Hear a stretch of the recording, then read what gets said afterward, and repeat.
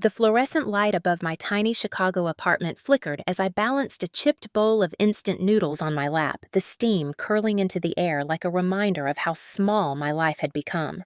My name is Laura Bennett. I am 28 years old, and on the night everything changed, I was sitting cross-legged on the floor of my 400-square-foot apartment, laptop still open from the freelance project I had been grinding on for 12 hours straight, when my phone lit up with a call from my mother, Patricia. I almost let it go to voicemail, but something in me thought just maybe she was calling with news that for once included me. I pressed answer. "Laura," she said, in that sharp-clipped tone she always used when she wanted to sound casual but really was delivering a verdict. "We just helped your brother with something important." My stomach tightened. I asked, "What do you mean?" Her pause was deliberate, like she wanted to savor my reaction. "We gave Michael $100,000 to put toward his new house. It's an investment in his future." I froze the noodles slipping from my chopsticks back into the bowl. The number echoed in my head like a siren. $100,000. Rent money for years, a down payment on a home, freedom from debt, a lifeline I never even dared ask for. And they had just handed it to him. "Mom," I whispered, my voice thin, "you never even considered helping me." On the other end, a small laugh, then the words that gutted me more than the money ever could. "Laura, you have to understand, Michael has potential. You're still trying to figure yourself out. We can't keep throwing money away on experiments. Don't be dramatic if people see you as a failure. You'll find your way eventually." The word failure stabbed through my chest sharper than any knife. I could almost see her lips curled around it, dismissive final, as if she was stamping me with a label I could never peel off. My ribs seemed to tighten against my lungs. In the background, I heard my father Richard's voice, low but firm, adding weight to the judgment. "It was the right decision, Laura. Don't make this harder than it needs to be." Their voices blended a chorus of condemnation. And then Michael himself chimed in from somewhere close to them, his laugh loud and full of triumph. "Don't worry, sis, when I have the big house. Maybe I'll let you crash in the basement." They all laughed, and in that sound I heard 30 years of being overlooked, minimized, erased. I felt my chest burn, my throat tighten, my vision blur, as if the walls of my apartment were collapsing in on me. Failure. That was who I was to them. Not their daughter, not their equal, just a cautionary tale they could mock while they built up their golden sun. I wanted to scream, to throw the bowl across the room, to call them out, for every Christmas morning I sat empty-handed every time Michael's achievements were plastered on the fridge while mine were shoved in drawers. But all I could do was sit there listening to their laughter fade until my mother said, "Anyway, we just wanted to share the good news." "Don't pout, Laura. It's not a good look." And then she hung up. The silence after was suffocating, louder than the call itself. I stared at the cracked paint on my wall, at the shadows stretching long and thin, and I knew with absolute clarity that nothing I did would ever be enough for them. They had made their choice. They had chosen him. And in that moment, something inside me broke not into pieces, but into resolve. If they saw me as a failure, then I would show them what failure really looked like. This was the night I stopped calling them. This was the night everything I thought I knew about family shattered. Family favoritism does not happen in one single day. It is a pattern carved into the walls of your memory until you begin to believe that maybe you deserve less. For me, it started when I was 8 years old, standing in the living room of our suburban home in Wisconsin, clutching the spelling bee ribbon I had won at school. I had worked for weeks memorizing word lists until my eyes blurred, repeating definitions under the covers with a flashlight. When I held that ribbon out to my parents, Patricia smiled thinly, barely glancing at it, and said, "That's nice, Laura, but Michael just scored 2 goals in his soccer game." She turned and pinned his muddy jersey on the fridge like it was a holy relic, while my ribbon ended up shoved into a drawer that later disappeared with the junk mail. That was my childhood. In one snapshot, I brought quiet victories. Michael brought applause, and only one of us was celebrated. By the time we hit high school, Michael had been gifted his first car, a used but shiny Jeep that my father proudly presented with a bow on top. I stood on the driveway watching holding the bus pass that had been more than enough for me. Laura doesn't need a car, my father said. She's practical. She can handle herself. In our house, practical was just another word for forgotten. Christmas mornings were the hardest. I remember one year, Michael tore open a new iPad while I unwrapped a thin sweater 2 sizes too big, clearance tag still dangling from the sleeve. Be grateful, Laura, my mother said when she saw my face fall. Michael needs technology for school. You don't. He didn't. He used it for games and posting selfies. I wore that sweater until the fabric frayed partly out of necessity, partly because it was all I had been given. The favoritism was not just in material things. It was in the air we breathed. Michael's report card with B's and C's was greeted with a shrug and a reminder that sports matter more. My report card, stacked with A's, was brushed aside with a muttered, "Don't brag." When Michael came home drunk from a party at 16, my parents laughed it off as boys being boys. When I stayed late at the library studying, they accused me of being antisocial. The message was clear. Michael was golden, I was invisible, and invisibility sinks deep. By the time I left for college, paying my way through scholarships and 2 part-time jobs I carried with me, the quiet certainty that my worth could never outshine his spotlight. But even college did not free me. Calls from home were always about him. Michael made varsity captain. Michael is talking to a realtor about buying property. Michael might propose soon. My updates about pulling an all-nighter to ace a design project or landing a small freelance client were met with silence, or worse reminders to settle down with a real job. What cut deepest was not the money or even the neglect. It was the gaslighting. Every time I tried to name the imbalance, Patricia would sigh dramatically. Laura, stop imagining things. We treat you both equally. Richard would add, you're too sensitive. They wanted me to question my own memory, to swallow my anger as if I was ungrateful for the scraps. But the scraps never filled me. And when Michael stood at a family barbecue one summer holding up a new set of golf clubs Dad had just bought him and announced to the crowd, "Guess I'm the favorite kid," everyone laughed. Everyone but me. I felt the laughter burn down my throat like acid.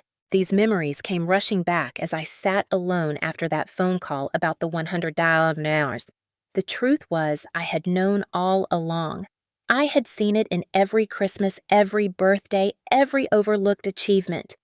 That phone call wasn't a surprise. It was the final confirmation of a truth I had been living since childhood. They had written the script years ago. Michael was the heir, I was the afterthought. And yet something inside me shifted as I replayed those memories. They thought they had broken me into silence. They thought I would keep sitting in the corner while Michael basked in the glow. But that night in my tiny apartment, surrounded by the evidence of their neglect, I realized invisibility could become armor. They could not take from me what they had never given. And maybe, just maybe, I could build something they would never see coming. The weekend after that call, I made the mistake of showing up at our regular Sunday dinner. Part of me thought maybe if I sat at that long oak table again, I would see something different, some crack in their loyalty to Michael. But I should have known better. The moment I walked through the door, the house smelled of rosemary chicken and roasted potatoes, the kind of warm aroma that should have felt like home, but only reminded me how cold this family had become toward me. Patricia greeted me with a perfunctory hug, her eyes already sliding past me to the kitchen, where Michael was bragging about the new property he had lined up. I sat down at the table, my hands trembling slightly as I folded the napkin in my lap. Richard lifted his wine glass. To Michael he announced, for his new chapter. Glasses clinked, voices cheered, and I felt the sting of being erased once again. They didn't even look at me as they toasted. My name was not on their tongues, not even as a polite afterthought. Michael leaned back in his chair, smug as ever, and locked eyes with me across the table. "So, Laura," he drawled, still working those little doodle projects online. "Must be fun playing pretend while some of us build actual lives." His words hit like a slap, sharp and deliberate. My fork scraped against my plate as I forced a bite down my throat dry. Patricia laughed, setting her glass down. "Michael, don't be cruel," she said, but her tone carried no rebuke, only amusement. "You know your sister is creative." That last word hung in the air like an insult dressed as praise. Then she turned to me, her smile just wide enough to cut.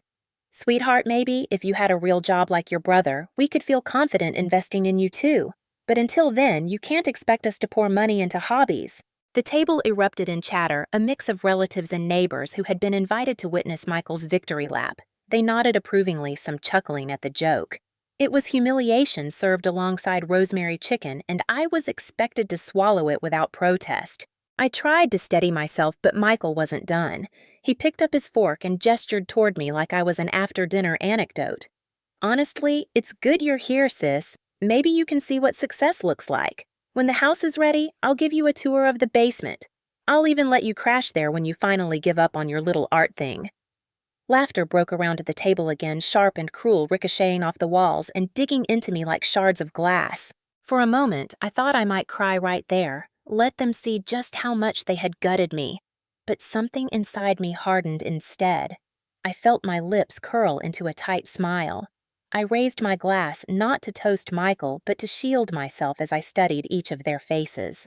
Patricia glowing with pride, Richard quietly nodding, Michael basking in attention. Not one of them saw me as anything but a prop in his success story. I set my glass down and let the silence stretch until Michael's smirk faltered just slightly. Then I said, my voice steady despite the storm in my chest, "Enjoy your toast, because this is the last one I'll ever sit through." The table went quiet for a second, forks frozen in midair, eyes darting toward me. Patricia's brows knitted in annoyance.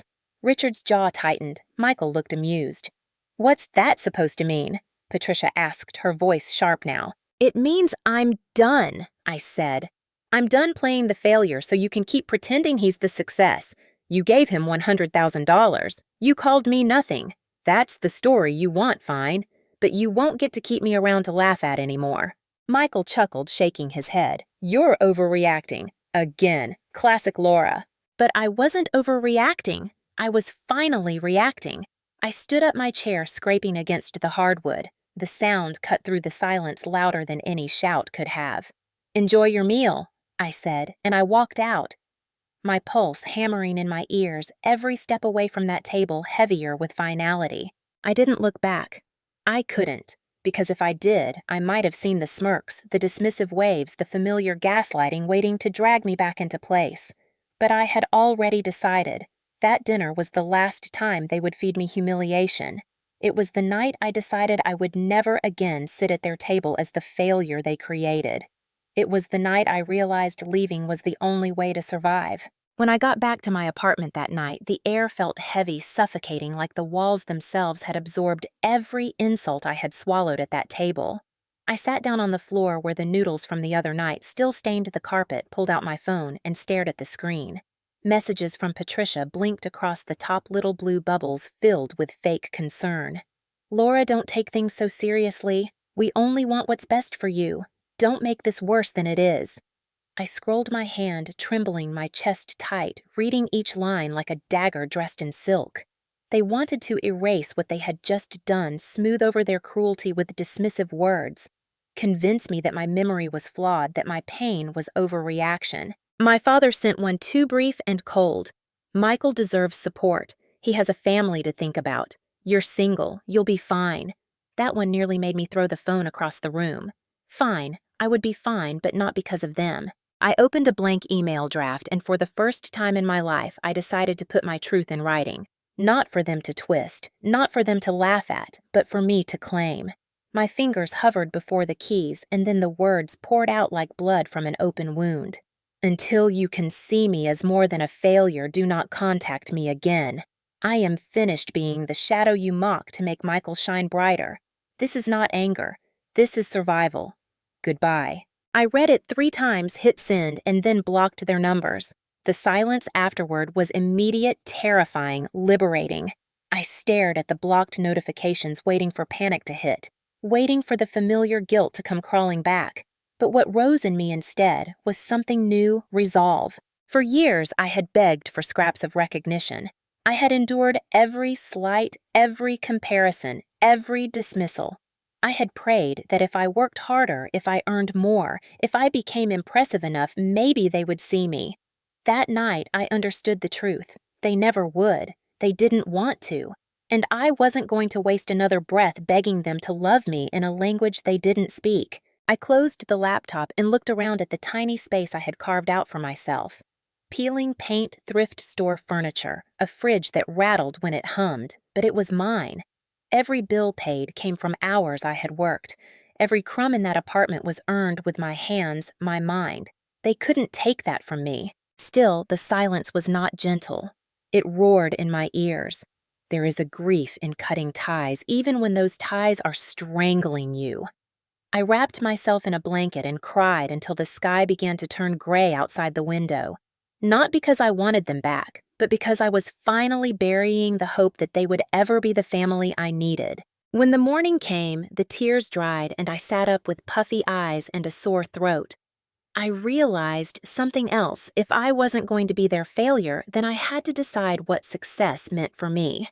Not by their standards, not by Michael's milestones, but by my own measure. I opened my laptop and pulled up the freelance platform where I had been scraping projects together for years. Logos, ads, social posts, small jobs that barely paid rent. My hands shook as I clicked raise rate. The number on the screen jumped a small rebellion against the years of being undervalued. I hit save. Then I sent out 10 proposals before the coffee even finished brewing. It was not triumph yet. It was not freedom yet. But it was the first step toward building a life without their shadow. It was the first brick in a foundation no one could claim but me. And deep down, beneath the exhaustion, beneath the ache of abandonment, I felt the faintest pulse of something I hadn't felt in years' power. The first week after cutting them off felt like walking through fog. Lonely, heavy, disorienting, but the fog had edges, and beyond it, I could sense something sharp and alive. For the first time in my life, my calendar wasn't filled with obligations to drive home for dinner, babysit Michael's kids without thanks, or listen to Patricia criticize my career choices over lukewarm coffee. The silence was brutal, but it was mine. Work became my anchor. I threw myself into freelancing with a desperation that burned hotter than hunger. I scoured job boards, sent proposals at 2 a.m, pitched ideas I barely believed in, and waited for replies that came too slowly. Rejections piled up in my inbox, each one a slap that whispered failure, echoing Patricia's voice in my head. Rent was looming. Groceries dwindled. More than once I counted coins in a jar to cover bus fare. But then came the small breaks, the ones that stacked like pebbles into something solid. A local bakery hired me to design a series of posters. The pay was pitiful, but when I saw my artwork taped up in their windows, I felt a spark of validation no one could take away. A week later, a small online clothing boutique asked me to create an Instagram campaign. I stayed awake until sunrise, churning out designs, posting drafts, tweaking colors until my eyes watered. They loved it. They paid on time. They recommended me to 2 more shops. The grind was relentless, but so was I. I lived on cheap coffee and dollar menu sandwiches, fell asleep at my desk with my face against the keyboard, woke up with keyboard marks stamped across my skin like battle scars. My body ached, my eyes burned, but beneath the exhaustion was something I had never felt before: momentum. I remembered every insult, every dismissive laugh, every time Michael had waved his hand at me like I was insignificant. Each memory became fuel. At 3 a.m, when I wanted to quit, I heard his voice mocking me still working those little doodles, and I clenched my fists, pushed through, and sent another proposal. Then came the night that changed everything. An older client, Harold, who owned a print shop, had liked my work so much that he referred me to his friend, a furniture company struggling to modernize their brand. I pitched them a full rebrand package: logos, social media ads, the works. My hands shook as I sent the numbers. I almost lowered my rates out of fear, but I didn't. I remembered raising my rate after that night of cutting them off. I remembered thinking, if I don't value myself, no one will. 2 days later, the email came back. We'd like to move forward. The contract value made me blink twice. It was more money than I had ever made in one project. Enough to cover months of rent, enough to breathe without gasping, enough to prove to myself, if not to them, that I was not a failure. I cried when I signed it. Not because of the money, though, that was life-saving, but because I realized this: I had built it. No one gave me a down payment. No one co-signed a loan. No one handed me $100,000. It was me. Every hour, every rejection, every ounce of exhaustion, every shaky pitch. It was all mine. That realization hit harder than any insult ever had. For years, I had thought of myself in comparison to Michael. Less than. Second place. Invisible. But now, staring at that contract, I saw something new. I was not his shadow. I was my own light, and it had taken cutting them off to let it finally shine. Still, the victory was fragile. Bills didn't disappear overnight. Deadlines stacked, and anxiety clung to me like a second skin. But there was a fire now. For the first time, I wasn't working to prove myself to them. I was working to build a life for me. At night, when I shut the laptop and the city lights flickered through my blinds, I thought about that word Patricia had spat through the phone failure. I whispered it back to myself not as a wound, but as a challenge. Failure, I said. Watch me. It was no longer their label. It was my fuel, and I knew this was just the beginning. The more I worked, the more the isolation of my life began to feel less like a punishment and more like a forge. Every late night at my laptop, every email drafted until my fingers cramped, every mock-up redone 3 times because I demanded more from myself than any client ever could. It was all shaping me into something sharper. But even steel bends if it's alone in the fire too long. That's when Leah Carter entered my life. I met her through a freelance forum, both of us bidding on the same project for a local nonprofit. At first, we were competitors. She messaged me privately, half joking. "You're my rival, but you've got style." I laughed harder than I had in months. There was something in her tone, direct, unpretentious, that cracked the shell I'd been hiding inside. We started talking after hours, trading tips, swapping horror stories about nightmare clients. Leah was different. She was 31 with a streak of auburn hair that refused to stay tamed and a laugh that shook like it was daring the world to quiet her. She told me about her own family, a line of lawyers who had cut her off the moment she chose design instead of law school. I was their disappointment, she said, sipping coffee across a Zoom call until I stopped caring what they wanted. Then I was free. Her words struck me like a mirror held up to my face. I hadn't realized how much I needed someone to say it out loud, that survival wasn't shameful, that walking away could be liberation. Slowly, she became more than a friend. She became an anchor. When a client delayed payment and my chest seized with panic, Leah reminded me of the invoices I had collected, the contracts I had enforced. When I doubted myself after losing a bid, she sent screenshots of her own rejections and wrote, "See, even your rival gets smacked down." She knew exactly when to encourage and when to tease me back to laughter. We started collaborating small. At first, she'd design a logo. I'd handle the branding rollout. Our styles fit together like puzzle pieces. Soon, clients started requesting us as a team.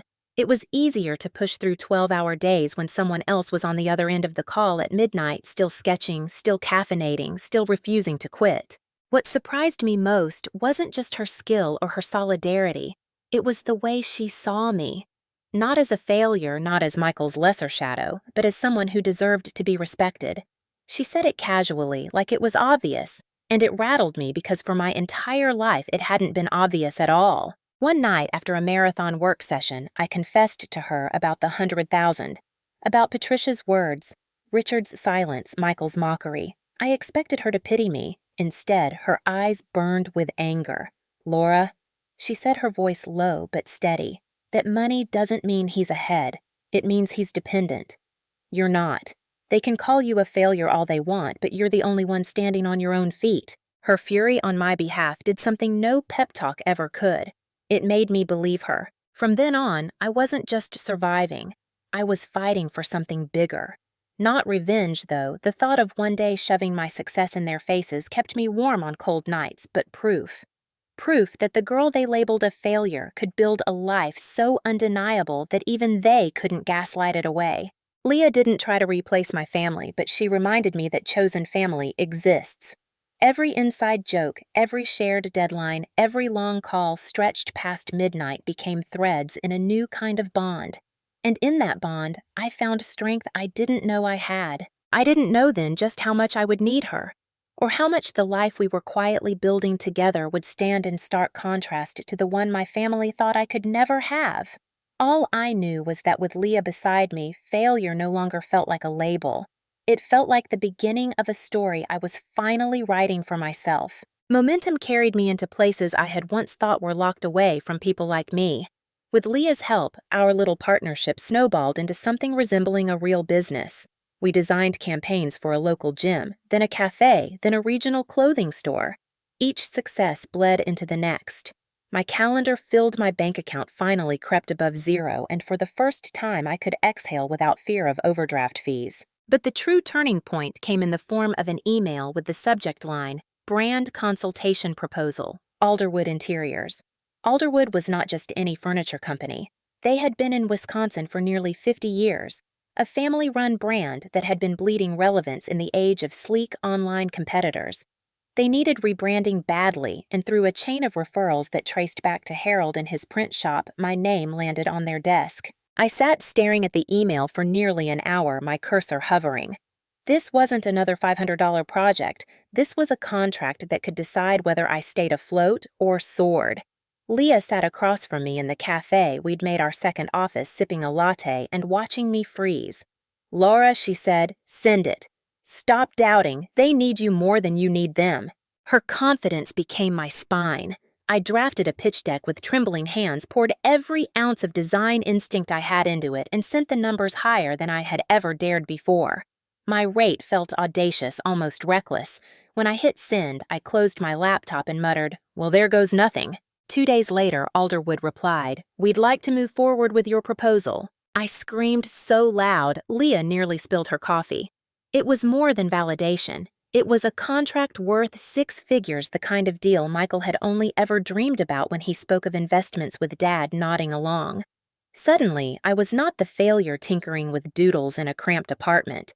I was a creative director with a portfolio strong enough to rebrand a legacy company. The first payment cleared, and for the first time in my life, my account balance had more zeros than I knew what to do with. I sat there in disbelief, staring at the number on the screen. $120,000, more than the exact sum my parents had handed Michael, more than what they told me I would never deserve. That night, Leah dragged me out to celebrate. We went to a rooftop bar overlooking the city skyline, a place I had always passed by, but never entered because the drinks cost more than my groceries. I stood at the railing, the wind tugging my hair, the city lights glittering below, and for a fleeting moment, I felt taller than every tower. "Do you realize," Leah said, clinking her glass against mine, "that you just surpassed the very number they used to measure your worth?" I hadn't thought of it that way until she said it, but the realization hit like thunder. Patricia's words, failure. Michael's mocking laugh, the entire narrative they had written for me collapsed under the weight of that bank balance. I wanted to send them a screenshot to print it out and mail it in an envelope with nothing else inside. But I didn't. Not yet. This wasn't just about proving them wrong. It was about proving myself right. Still, the irony burned sweet. I remembered Michael's toast at dinner, the smug grin, the basement joke. I remembered my father's quiet approval as he raised a glass to him. And now, without their money, without their blessing, without their belief, I had matched and surpassed them. The contrast was almost biblical. The Alderwood project was grueling weeks of sleepless nights, revisions, endless client calls, but every second of it felt like building a fortress brick by brick. By the time the campaign launched, Alderwood's sales spiked, their brand was revitalized, and my name was stamped on the success. Leah and I had pulled it off not as children begging for parental approval, but as professionals standing on our own. When the company sent the final payment, I opened my account again. The balance was undeniable. This wasn't survival anymore, it was proof, and it was power. That power whispered possibilities I had never dared to imagine. Owning land, building something permanent, something that couldn't be dismissed or erased. Something that stood as tall and unshakable as the pain I had survived. I knew then what my next step would be. It was time to put down roots in a way my family would never be able to ignore. It was time to build not just a career, but a life carved into the earth itself. The idea started as a spark, half a fantasy, half a dare, whispered in my own head. What if I bought land? Not just rented another apartment, not just stacked money in a savings account where no one could see it, but something physical, undeniable, a monument to the life they swore I would never build. Leah was the first person I told. We were sitting in her kitchen, the table cluttered with coffee mugs and sketch pads when I blurted it out. "I think I want to buy land." I said, my voice low, as if speaking it too loudly might make the dream crumble. She didn't laugh. She didn't scoff. She leaned forward, eyes bright, and said, "Then let's make it happen." Weeks later, I stood on 5 acres in northern Wisconsin boots, sinking into damp soil pine trees stretching into the gray sky, a clearing at the center, like it had been waiting for me. The realtor droned on about square footage and property taxes, but I barely heard him. All I could hear was the sound of possibility roaring in my ears. I signed the deed with a pen that shook in my hand, and when it was done, I stared at the papers with tears streaking my cheeks. For the first time, I owned something that no one could dismiss. Patricia couldn't say it was a hobby. Richard couldn't nod toward Michael's house like it outshined me. Michael couldn't sneer that it was luck. This was mine. The cabin came next. At first, it was nothing more than sketches on paper, rough outlines of cedar siding and wide windows to let the light in. Leah helped me refine the design, her hand steady where mine trembled. We spent weekends at the property, our boots muddy, our jackets soaked with sweat, hauling wood, driving nails, learning as we went. My hands blistered, my muscles screamed, but each strike of the hammer felt like rewriting my story. There were nights I thought it was too much. Standing under a lantern's weak glow, rain dripping down my back, I wondered if my family had been right, if I was foolish, if I was building a dream destined to collapse. But Leah's voice would cut through the storm. "Look around you, Laura. This is real. Every beam, every nail. They can't take this from you." Slowly the cabin rose. 4 walls, a roof glass that caught the morning sun. The first night we stayed there lying on sleeping bags on the floor, the scent of fresh cedar filling the air, I felt a peace so profound it brought tears to my eyes. The silence wasn't loneliness anymore. It was freedom. Word spread. Photos I posted online of the progress drew attention from friends, colleagues, even clients who were fascinated by the journey. People called it bold, inspiring. But the one group I hadn't considered also found out my family. It started with a text from an aunt I barely spoke to. "Saw your cabin on Facebook, so proud of you." The words stung and soothed all at once. Then came a message from Patricia, the first in months. "We heard you bought land." "That's ambitious. Maybe you should have talked to us first." I didn't respond. But they didn't leave it at that. 2 weeks later, as Leah and I were unloading lumber from the back of a rented truck, a familiar car crunched down the dirt path. My stomach dropped. Out stepped Patricia in her tailored coat, Richard in his stiff posture, and behind them, Michael smirking like he had just arrived to appraise a toy. "Well," Patricia said, surveying the cabin with thinly veiled disdain, "this is quaint." Michael let out a laugh. "Cute little shack you've got here, sis. What did this cost you? 20 grand? You really think this compares to a real house?" I wiped the sweat from my brow and forced myself to stand tall. The deed sat in a folder inside the cabin, proof of ownership, proof of worth. My voice didn't shake as I said, "This land, this cabin, it's mine, paid for with my own work, not handouts, not pity." Richard's eyes narrowed, but he said nothing. Patricia's lips thinned. Michael's smirk widened. He looked around the clearing like a man judging a stage built for a play he didn't care to watch. "You're still pretending," he said softly so only I could hear. "And you're still a failure. You always will be." But for the first time, his words didn't pierce me. Because behind me stood the cabin rising solid and undeniable, every board a rebuke to their cruelty. And beside me stood Leah, her hand brushing mine, her gaze steady, her presence unshakable. This was no longer a dream. It was proof. It was home. And it was about to become the battlefield where every hidden wound would be dragged into the open. The air between us felt like it could shatter. Patricia stood with her arms crossed, her eyes darting around the clearing as though she were inspecting something she already intended to reject. Richard lingered behind her, his silence as heavy as it had always been the silence that had kept me invisible my entire childhood. And then there was Michael, hands in his pockets, rocking back on his heels, that smug smirk plastered across his face like he had already won whatever contest we were in. He stepped closer to the cabin, running a hand along the raw cedar siding as though testing its worth. "Looks fragile," he muttered. "You sure this thing won't collapse the first time it snows?" His voice carried loudly so Leah could hear too. Leah, bless her, didn't flinch. She set down the hammer she'd been holding and stepped forward, her eyes narrowed. "It's stronger than you think. Built with actual work, not just checks cashed from your parents." Michael's head snapped toward her, his smile dropping. "And who exactly are you?" he demanded. "I'm someone who knows Laura isn't a failure," Leah said evenly, "which is more than I can say for you." The words hung in the air like sparks, and for a moment I thought Michael might actually explode. But Patricia cut in her voice, sharp as glass. "Laura, enough of this charade. You've embarrassed us long enough, building some shack in the woods. Do you think this makes you successful? Do you think this makes you better than your brother?" I swallowed hard, my chest tight.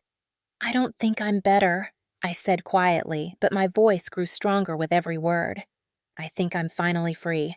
Free of your approval, free of your labels, free of every time you called me less." Richard finally spoke, his voice low but heavy. "You're making a mistake shutting us out. Families stick together. Michael has real responsibilities. You don't." There it was again, the justification, the endless excuse. Michael was always the one who needed help because he was the one who mattered. I felt my hands shake, but I walked inside the cabin, pulled the folder from the table, and stepped back out into the clearing. "This," I said, holding up the deed, "is mine. $250,000 worth of mine. Every cent earned without you, without your pity, without your contempt." For the first time, Patricia's mask cracked. Her eyes widened, her lips parted. Michael's face flushed red, the smirk wiped clean. He took a step toward me, jabbing a finger into the air. "You think this makes you better?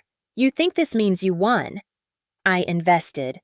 I took risks. I lost it all. I cut in my voice, slicing sharper than I intended. Michael froze. Patricia stiffened. Richard's head whipped toward his son. Leah looked at me startled. "Yes," I said louder now, my words tumbling out like stones. "I know. The crypto gamble, the money they gave you gone. Every cent burned. While you were mocking me, I was building this. While you were wasting, I was creating. You called me a failure, Michael. Look around. Which one of us has something left standing?" The silence that followed was thunderous. Patricia's face drained of color. Richard's jaw clenched.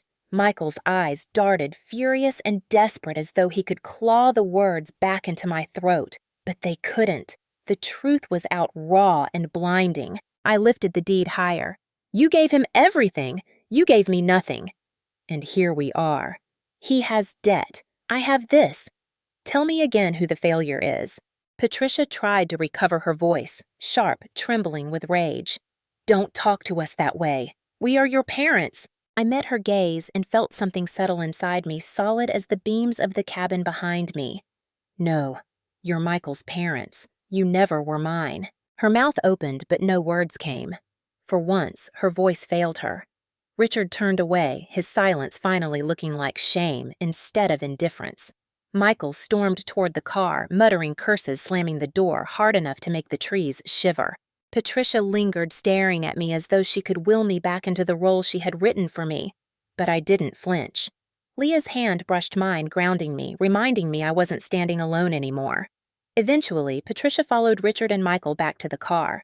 The engine roared, the tires spit gravel, and then they were gone, leaving the clearing heavy with everything unsaid. I stood there, heart pounding, the deed still clutched in my hand. The word failure echoed in my mind one last time, but this time it didn't cut. It rang hollow, powerless, stripped of its teeth, because for the first time they had seen me not as their shadow, but as their reckoning. And that was only the beginning of the consequences they were about to face. They thought leaving that clearing meant the fight was over. They thought their silence would bury the shame I had shoved into the open. But the truth has a way of clawing out of the dark, and soon the cracks in their perfect facade began to split wide. It started with whispers. My aunt called me late one evening, her voice hushed but trembling with excitement. "Laura, everyone knows now. About Michael, about the money." Patricia's been frantic trying to spin the story, but people are talking. I could almost see it, my mother scrambling to protect her golden child, while neighbors, relatives, and family friends compared the $100,000 gift to the ashes of Michael's so-called investments. Their laughter at the Sunday dinner table had carried one weight. Their humiliation in the open carried another. But karma doesn't just whisper, it roars. Within weeks, Michael's financial mess spilled into public record. The crypto crash had not only eaten the money but dragged him into debt, with creditors snapping at his heels. Patricia and Richard were forced to refinance their home, taking on a second mortgage just to keep him afloat. For years they had told me they couldn't afford to support me. Now they were emptying their savings to rescue a son who had burned every dollar they ever handed him. And still they had the nerve to reach out. Patricia's email was desperate and furious at once. "Laura, your brother is going through a difficult time. You need to understand that family helps each other. You've been selfish showing off that cabin. Don't rub salt in wounds." I stared at the words, heat crawling up my throat. Selfish. That word used to crush me.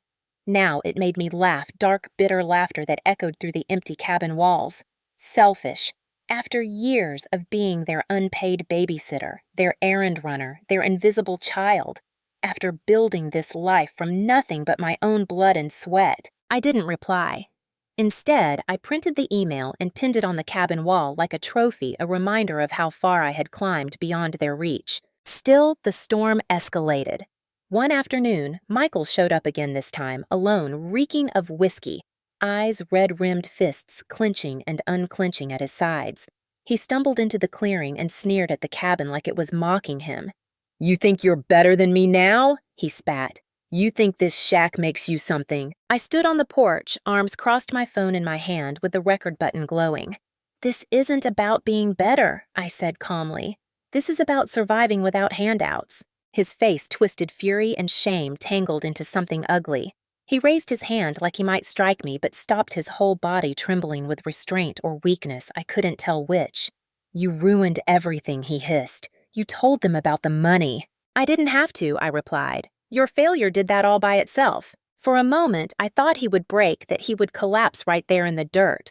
Instead, he cursed, turned, and staggered back to his car, peeling out so fast gravel sprayed against the trees. That night, I sent the recording of his tirade to Patricia and Richard.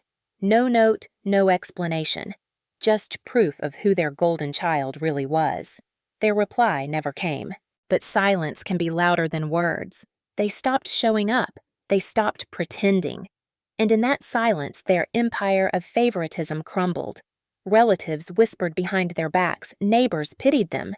Michael sank deeper into debt, and for the first time, I wasn't the one carrying the shame. Justice doesn't always come in courtrooms or headlines. Sometimes it comes in the hollow echo of parents realizing they bet on the wrong child. Sometimes it comes in the weight of a deed in your hands, the solid beams of a cabin you built yourself, the knowledge that the word failure no longer belongs to you. And as I stood on the porch watching the sun set over the clearing, Leah's hand slipping into mine, I realized the sweetest revenge wasn't their downfall. It was my peace. Their cruelty had forged me, but it no longer defined me. They had called me a failure, but I had built a life that would stand long after their judgments turned to dust. And that was the justice they could never escape. The night after Michael's drunken outburst, I couldn't sleep. The cabin creaked softly in the wind, the pine trees whispered outside, but inside my chest there was only thunder. For years I had fantasized about moments like this, standing in front of them, unshaken, refusing their labels. Now it had happened. The deed was in my name, the recording was saved, their empire of favoritism was exposed. And yet a question lingered in the silence. What next? I sat at the small wooden table Leah and I had built together, my laptop open, the cursor blinking in a blank document. Words spilled out before I could stop them. "You wanted a failure," I typed. "But what you got is someone who learned how to live without you." My hands moved faster, my heart pounding with every line. It wasn't a letter for them.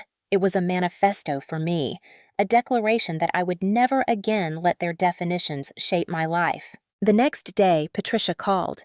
I didn't answer. She left a voicemail, her voice sharp and brittle, as if each word was being forced through clenched teeth. "Laura, This isn't how families treat each other. Your brother is struggling. We need to come together, not tear each other apart. You need to stop this nonsense and come home. Home. That word used to break me. But standing in the cabin's doorway, sunlight pouring across the floorboards we had laid with our own hands, I finally understood I was home. That evening, Richard's voice appeared on my voicemail, too low and gravelly. You've gone too far. You're humiliating us. Think about what you're doing. His silence after was longer than his words, and it struck me that he wasn't angry at my choices. He was angry that their power over me was gone. I gathered the voicemails, the email Patricia had sent, the recording of Michael's outburst, the text from my aunt about their refinancing. Each piece was evidence.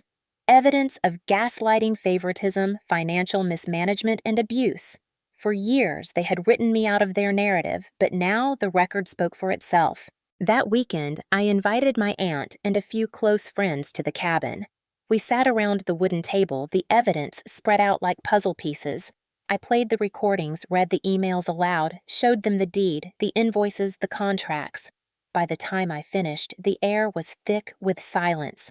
Then my aunt leaned forward, her voice trembling. Laura, they can't hide anymore. Everyone deserves to know the truth. It wasn't revenge that settled in my bones that night. It was justice. They had branded me a failure to preserve their golden boy's image. But the truth had flipped the script. He was the one drowning.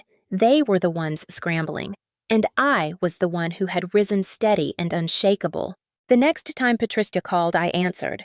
My voice was calm, steady, practiced like steel, sharpened on stone. You wanted to know what I'm doing? I'm living a life where your approval means nothing. You can keep your money, you can keep your labels. But from this point forward, respect is the price of admission. Without it, you don't exist in my world. There was silence on the other end. Then Patricia's breath hitched as though she'd been slapped with her own reflection. Finally, she said, You'll regret this. No, I said before ending the call. For once in my life, I won't. I stood on the porch as the phone went dark, the pine forest stretching wide before me, Leah at my side. The wind carried away the last remnants of their voices, scattering them like ashes. For the first time, I felt the boundary solidify between us, not a wall built out of pain, but a gate locked from my side.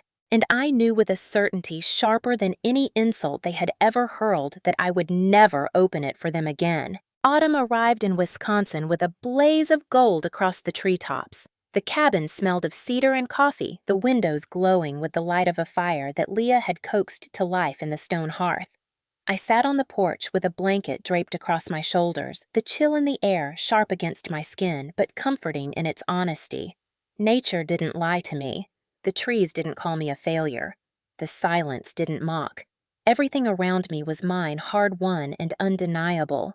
In the weeks since that last call, my parents hadn't reached out again.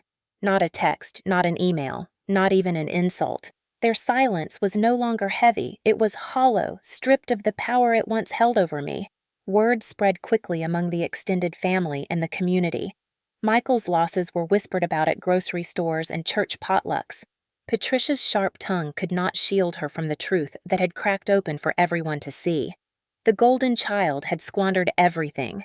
The invisible one had built something permanent. Michael tried, I heard, to claw his way back into respectability, but debts followed him like shadows. Creditors called. Friends pulled away. Even the neighbors who once praised him at family barbecues now shook their heads.